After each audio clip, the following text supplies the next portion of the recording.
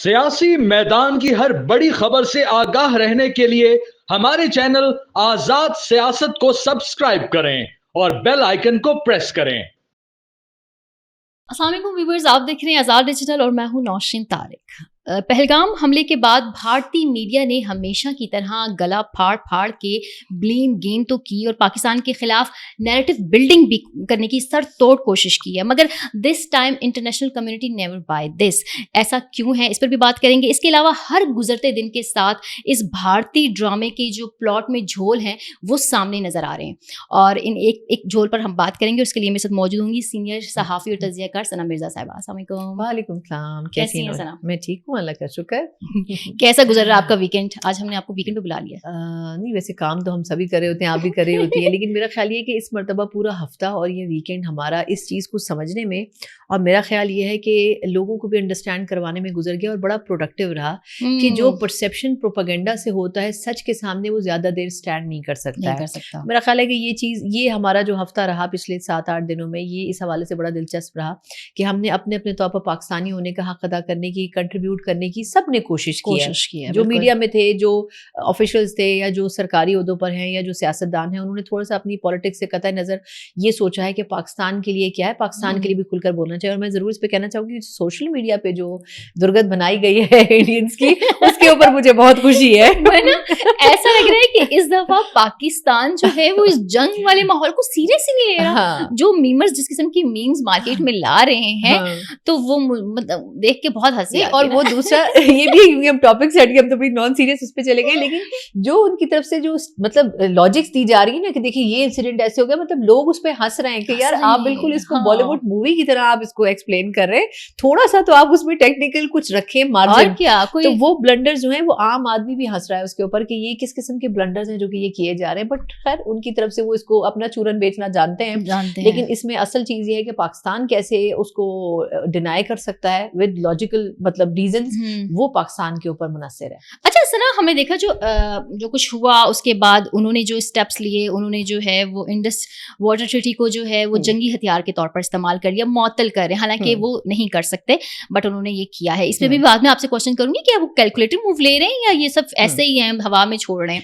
अच्छा, सॉरी, ये क्वेश्चन आप कर रही हैं या मैं इस पे आंसर दे सकती हूँ ना? इस पे जो आप करना चाह रही हैं। अच्छा, पहले मैं इस पे इसलिए बात करना चाहूंगी, वैसे तो इस पे बहुत डिस्कशन हो चुकी है, लेकिन पहली बात ये कि ये देखें, पानी का जो इशू है ना, ये 1948 से चला आ रहा है। 60 में जाके तंग आके बीच में बैनुल अक़वामी जो कम्युनिटी थी उन्होंने इसको सेटल करवाया। दूसरी बात ये कि जो डाउनफॉल पे जो कंट्रीज होते हैं, मैं इस पे ये जरूर पॉइंट कहना चाहूंगी, जो नीचे के एरिया में होते हैं उनके पास ये लीगली ज्यादा राइट होता है कि अगर ऊपर मौजूद मुल्क उनका पानी रोकता है तो इंटरनेशनल लॉज के तवस्सुत से वो उन अदालतों में जाके उनके खिलाफ मुख्तलिफ किस्म के केसेस फाइल करके उनको सजाएं दिलवा सकते हैं। उनके ऊपर मुख्तलिफ किस्म की एलिगेशन लग सकती हैं, सैंक्शंस लग सकती हैं, लेकिन वो सब कुछ हो सकता है। तो इसलिए अगर हम ये कहें कि इंडिया सब कुछ कर लेगा और हम उसको डाइजेस्ट कर लेंगे तो ऐसा नहीं होगा। अच्छा, तीसरी चीज ये कि इंडिया बहुत अरसे से ये चाह रहा था कि इस ट्रीटी के ऊपर दोबारा बातचीत हो। 3 साल हो गए, इस जो इनका दोनों तरफ के जो लोग हैं उनकी मीटिंग्स कॉल नहीं की गई है, तो वो खुद भी चाह रहे थे कि वो इसके ऊपर बात करें, लेकिन अब किसी ना किसी तरह उनको इस चीज को तब्दील करना। तो इसलिए अब हमें थोड़ा सा इससे आगे निकलकर बात करनी होगी कि अगर आप ऐसा कुछ करेंगे तो फिर ये हमारे लिए, और मेरे ख्याल ये जो स्टेटमेंट दिया गया था ना कि जंगी इक़दाम, ये बिल्कुल सही दिया गया है कि अगर आपने कुछ करने की कोशिश की, अगर आपने हाथ पकड़ा तो फिर हमारा हाथ आपकी गर्दन पे जाएगा। बिल्कुल, बट प्रोपोर्शनेट और कहते हैं ना वो क्या संजीदा बट स्ट्रिक्ट रिस्पांस दिया गया है। जो हमने एयर स्पेस पे बैन लगाया उसके तो इमीडिएट इफेक्ट्स उनको वो भुगत रहे हैं। मैं सर यहाँ पे ये बात करना चाहती हूँ कि जैसे कि आपने भी कहा, कल मेरा भी डॉक्टर रॉक के साथ पॉडकास्ट था जो कि हाइड्रो पॉलिटिक्स में डॉक्टरेट हैं, तो उन्होंने भी कहा कि इंडिया की ये ख्वाहिश बहुत पुरानी है, वो तब्दीलियां चाहता था इसमें, अब उसने आड़ इस दहशतगर्दी के वाक़ये की ले ली है।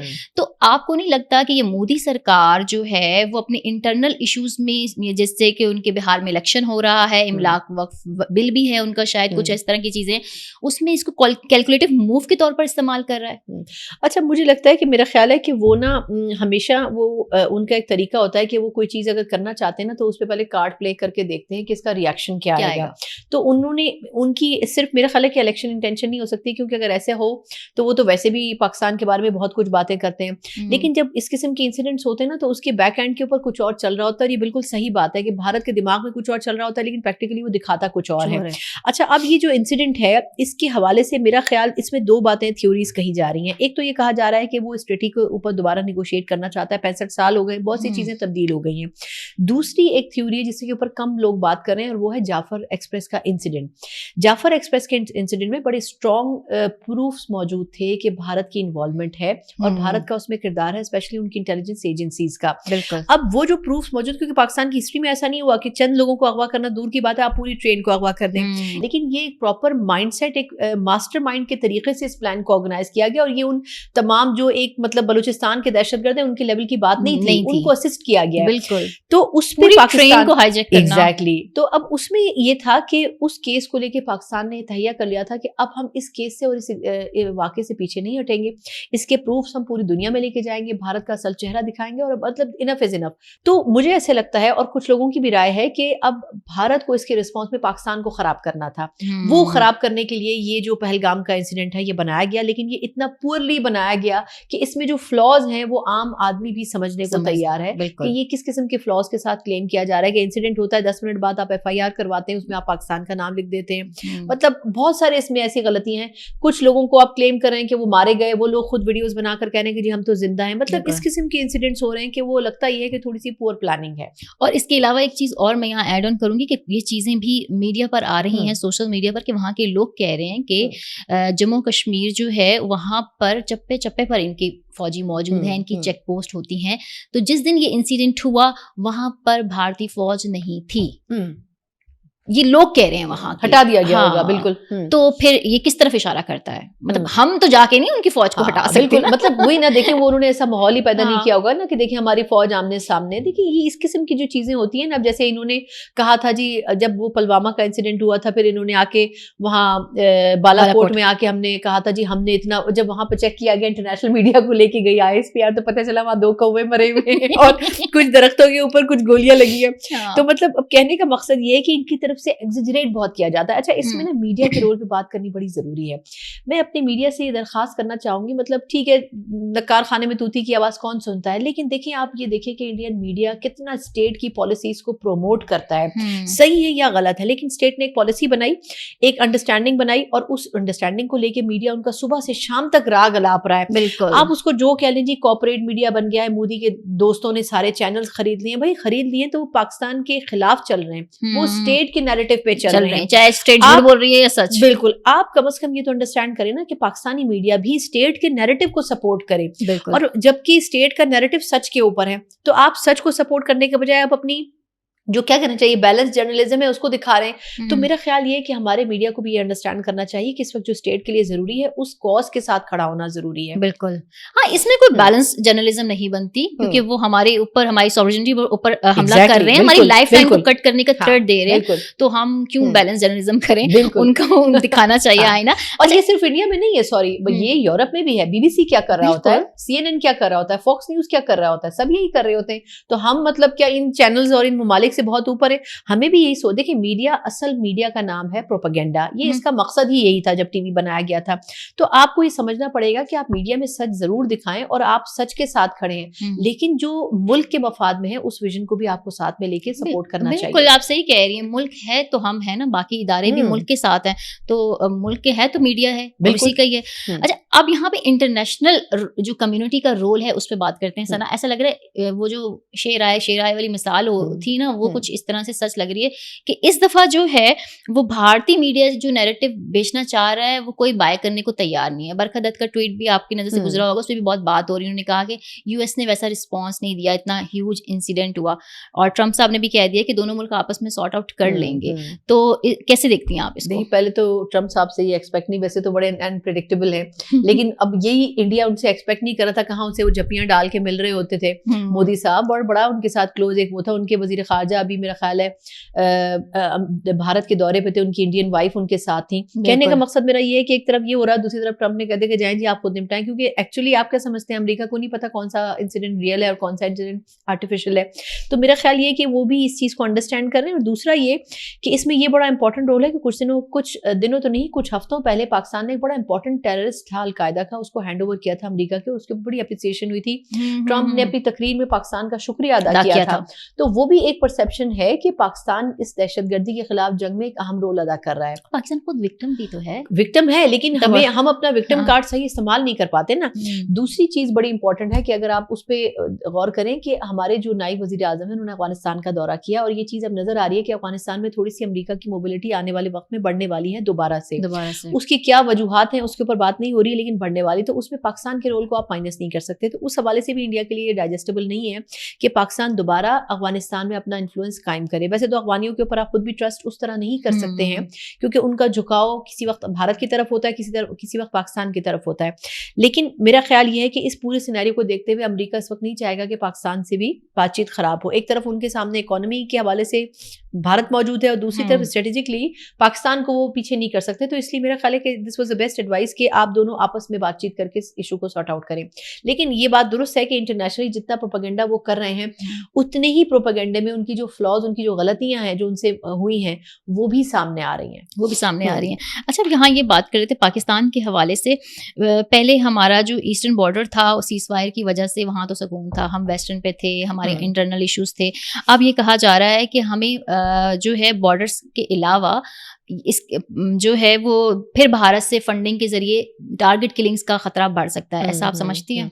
ये ऑफिशियली स्टेटमेंट दिया गया है, बिल्कुल प्रेस ब्रीफिंग में जो हुई थी। देखिए, बलूचिस्तान में तो ऑलरेडी ये हो रहा है, ठीक है। कुलभूषण यादव कहाँ से आया था और वो एक नहीं था, उससे पहले भी कई आ चुके हैं, माजी में इससे पहले भी कई इन्होंने इस किस्म के स्पाइस जो हैं वो वापस किए हैं या वो जेलें काट कर गए हैं। लेकिन मेरा ख्याल ये है कि बलूचिस्तान से वो नेटवर्क अब फैलेगा। अगर तो ये बात कही जा रही है तो ऑब्वियसली इसका एक बड़ा मकसद जो है वो खैबर पख्तूनख्वा हो सकता है, या फिर बलूचिस्तान से जुड़े जो कराची या सिंध के दीगर इलाके वहाँ तक, क्योंकि बलूचिस्तान में जो लोग होते हैं उनके लिए कराची या सिंध में ट्रैवल करना आसान होता है, तो वो भी चीज़ हो सकती है। लेकिन मेरा ख्याल अपना ये है कि इस चीज़ को पाकिस्तान को बिल्कुल भी वेस्ट नहीं करना चाहिए। एक तो ये कि इस इंफॉर्मेशन को जो अब तक की मौजूद है इसको इंटरनेशनल कम्युनिटी से शेयर करना चाहिए, उनको पता होना चाहिए, क्योंकि अगर किसी मौके पर कोई ऐसा इंसिडेंट होता है और पाकिस्तान वो क्लेम करता है तो वो पहले से, देखिए अगर आप इस पे गौर करें, जब ये इंसिडेंट हुआ उसके 1 से 2 रोज के बाद भारत के अंदर ना ब्रीफिंग्स दी गई मुख्तलिफ सफीरों को जो वहाँ के ममालिक के एम्बेसीज में मौजूद थे, और उनको बताया गया कि देखिए जी ये इंसिडेंट ऐसे हुआ, इसमें इस तरह हमने स्पेकुलेट किया और इस तरह हमें पता चला कि पाकिस्तान है। पाकिस्तान को भी इस किस्म की ब्रीफिंग्स देनी चाहिए, स्पेशली जाफर एक्सप्रेस का जो इंसिडेंट हुआ था इसके बाद पाकिस्तान को भी ऐसी ब्रीफिंग्स देनी चाहिए थी और बताना चाहिए था कि देखिए भारत की क्या इन्वॉल्वमेंट है। अभी भी टाइम नहीं गुजरा, आप उस इंसिडेंट के बाद जितना कुछ मवाद आपके पास मौजूद है आपको इन सफीरों के साथ शेयर करना चाहिए, वो अपने ममालिक में ये शेयर करेंगे और उनको पता होगा कि भारत ने क्या रोल अदा किया है, और आगे अगर फर्दर कुछ मिस एडवेंचर किया जाता है तो फिर पाकिस्तान अगर उसके रिस्पॉन्स में कुछ करेगा तो वो जो एक ग्राउंड वर्क है, या वो जो एक कहना चाहिए कि पाकिस्तान को अपना एक रोल अदा करना है इस हवाले से कि खुद पाकिस्तान कहाँ खड़ा है, तो मेरा ख्याल ये है कि ये करने की फौरी ज़रूरत है और इसके लिए हमारी वजारत खारजा को थोड़ा सा प्रोएक्टिव होना चाहिए। ठीक, बिल्कुल। अच्छा, ये अगर भारत जिस तरह के उसने इकदामात लिए हैं तो डिप्लोमेटिक टाइज हमारे बिल्कुल उनसे ख़त्म हो जाते हैं। ऐसी सिचुएशन में हमारे लिए कितना वो होगा कि हम जो है वर्ल्ड बैंक को ट्रिटी वाले इशू में, इंडस वाटर ट्रिटी वाले इशू में और दूसरे जो इश्यूज हैं उनमें इंगेज कर सकें इंटरनेशनल कम्युनिटी को? देखिए, इसमें वैसे तो ये जब एग्रीमेंट हुआ था इंडस वाटर ट्रिटी का, तो इसमें आई थिंक वर्ल्ड बैंक ही सालिस का किरदार अदा किया था उसने। लेकिन अब मेरा ख्याल है कि 65 साल के बाद ना पुलों से पानी बहुत गुजर गया है। अब इस मुआहदे को वैसे भी गौर करने की जरूरत है। हम अभी तक अदालतों में 18वीं सदी का कानून इस्तेमाल करें, मतलब बहुत सारी चीजों में कानून साजी तब्दील करने की जरूरत है। लेकिन पाकिस्तान और भारत के जो मरासिम है, मेरा ख्याल ये है कि वो बहुत अरसे से अच्छे नहीं थे। पाकिस्तान ने जो 3 चीज़ें की कि उन्होंने कहा हम एयर स्पेस बंद कर देंगे, आपकी बायलैटरल ट्रेड बंद कर देंगे और वैसे भी तिजारत बंद कर देंगे, इससे भारत को ज़रूर धचका पहुंचेगा, क्योंकि वो जो ड्राई लैंड रूट है जो अफगानिस्तान तक जाता है, अफगानिस्तान में बहुत कुछ इंडिया का जाता है लेकिन वो पाकिस्तान के रास्ते जाता है, तो वो कट डाउन अगर किया गया है, एयर स्पेस पे उनको लाखों डॉलर का नुकसान अभी तक 2 रोज में हो चुका है। कई दफ़ा जो वो एक्सपेक्ट नहीं कर रहे थे, तो आई थिंक ये लिंगर ऑन नहीं करेगा। तो पाकिस्तान को इसके रिस्पॉन्स में उतना ही आवाज के साथ अपनी बात करनी बड़ी जरूरी है। खामोशी, मेरा ख्याल ये है कि खामोशी जो है वो it's not a good option right now. आपको इस केस को आगे बात लेके जानी पड़ेगी और आपको ये बताना पड़ेगा कि भारत अगर हमारे साथ इस किस्म का बिहेवियर करेगा तो फिर हम भी सख्त बिहेवियर की तरफ जाएंगे। अच्छा सना, आपकी इस बात से मैं ये चीज लिंक करना चाहूंगी कि आप जो कह रही हैं कि पाकिस्तान को भी इस चीज में बहुत एग्रेसिवली अपना रोल प्ले करना चाहिए, ऑल्दो कि हमने एयर स्पेस से उनको एक दंड तो लगा ही दिया मैंने है। इसलिए कहा कि हमारी जो पॉलिसी है ना, फॉरेन पॉलिसी, वो डिफेंसिव है। मैं ये कहना चाह रही हूँ कि हमारी पॉलिसी एग्रेसिव होनी चाहिए, होनी चाहिए। हम हमेशा डिफेंसिव पोजीशन में होते हैं। अच्छा, लेकिन अभी हमने देखा कि हमारी जो मौजूदा हुकूमत है और हमारी जो स्टेट है, उनकी एक पॉलिसी थी जियो इकोनॉमिक फोकस्ड होकर चलना। अब उसको कितना धचका लगेगा पाकिस्तान और इंडिया की इस टेंशन से? देखिए, अब इसमें जो मैं आपका सवाल जितना समझी हूँ, मेरा ख्याल है कि देखिए शरीफ फैमिली तो हमेशा से तिजारत की खां है, कारोबारी फैमिली है, और ये जब भी इख्तियार में आए हैं इनके कारोबारी मरासिम में भारत के साथ भी बहुत सारी चीज़ों के ऊपर इनकी बातचीत होती रही है। भारत का भी फोकस हमेशा ये रहा है कि उनको तिजारती राहदारी मिले और ये सब कुछ किया जाए। लेकिन पाकिस्तान ने अपना कार्ड अच्छा प्ले किया कि उन्होंने मुख्तलिफ पाबंदियां लगाई, लेकिन सिख यात्रियों के ऊपर पाबंदी नहीं लगाई। एक उनको स्पेस दिया गया है। मेरा ख्याल ये है कि पाकिस्तान को बातचीत करनी चाहिए और क्लियर करनी चाहिए, और अगर नहीं बातचीत हो रही है तो फिर किसी किस्म का जो बेनिफिट है वो भारत को नहीं देना चाहिए। जो सारे बेनिफिट्स कट किए गए हैं ये बहुत ही टाइमली और ये होने चाहिए थे, इसको कुछ दिन रहना चाहिए। और मेरा ख्याल ये है कि अगर देखिए पाकिस्तान उसी सूरत में दबाव में आ सकता है जियो इकोनॉमिकली जब भारत दूसरे ममालिक के थ्रू प्रेशर डलवाए कि आप पाकिस्तान को ये फैसिलिटीज ना दें। तो मेरा ख्याल ये है कि पाकिस्तान को थोड़ा सा अपने पैरों पर भी खड़े होने की जरूरत है, लेकिन ये लॉन्ग टर्म प्रोसेस है। बाय द टाइम पाकिस्तान को ये करना चाहिए कि जो भारत का किरदार पाकिस्तान में है उस किरदार को सामने लाए, ताकि दूसरे ममालिक भी आपके ऊपर गैर जरूरी दबाव ना डालें। Thank you Sana, thank you for your time. Thank you so much.